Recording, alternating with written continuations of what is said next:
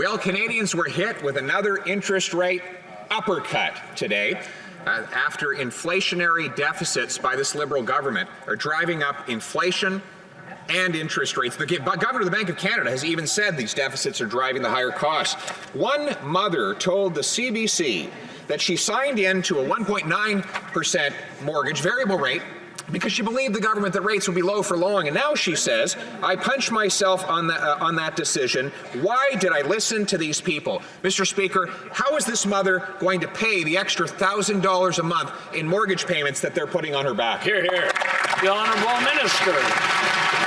Mr. Speaker, I'd be careful if I were the member opposite asking people who's listening to whose advice when his idea to hedge on inflation was to go buy crypto. Shame on that advice. Irresponsible, not appropriate. Mr. Speaker, we are going to eliminate interest on student loans and apprentice loans. We're going to make it more affordable to buy a house. We're going to get workers the money they need faster, Mr. Speaker. In 1 hour, the Conservative chorus can sing with us and support Canadians, or they can do what they've always done and voted against.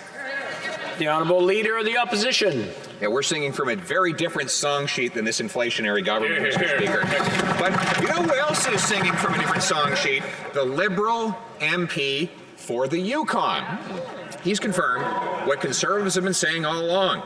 He says, I'm not happy with this gun bill, and I'm not in a position to support this bill at this moment with those amendments in play. This is really upsetting. Many Yukoners regularly hunt, either as a source of food or for recreational aspects of hunting. Mr. Speaker, even their own backbench are getting the message. Canadians don't want to ban hunters, they want to stop criminals. Will the government get the message? Here. The Honourable Minister for Public Safety.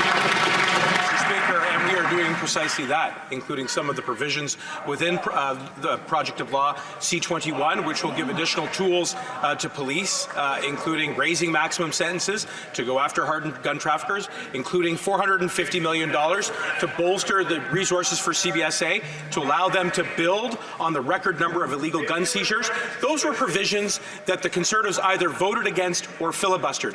And if the Conservatives were serious about protecting our communities from gun violence, then they would reverse their position, support these measures so we can go after the criminals who've been terrorizing our communities for far too long with guns. Thank you. The Leader of the Opposition. Well, that answer was encrypted with bureaucraties. Maybe that would be a better way to protect our internal communications, but instead the government came up with a different plan. What they've done is they've given a contract to a company that's supposed to protect the RCMP from eavesdropping, and that company is owned by another company that's charged with 21 espionage offenses in the United States of America. How on God's green earth did this government think it was a good idea to give a company accused of espionage the control of our anti-espionage technology? The Honourable Minister for Public Safety. Mr. Speaker, we put in place rigorous processes to screen for national security concerns when it comes to awarding contracts, Mr. Speaker, and I want to assure my colleague that we are looking very carefully at the way in which our independent public servants screen this particular contract. I share the member's concern. I think we can all agree that it's important to protect our national security, which is why we've tracked down on foreign funding, Mr. Speaker, which is why we struck 2 independent, nonpartisan panels to confirm the integrity of our democratic institutions, including our elections in 2019-21. What's the distinction? We did these things, the Conservatives did not.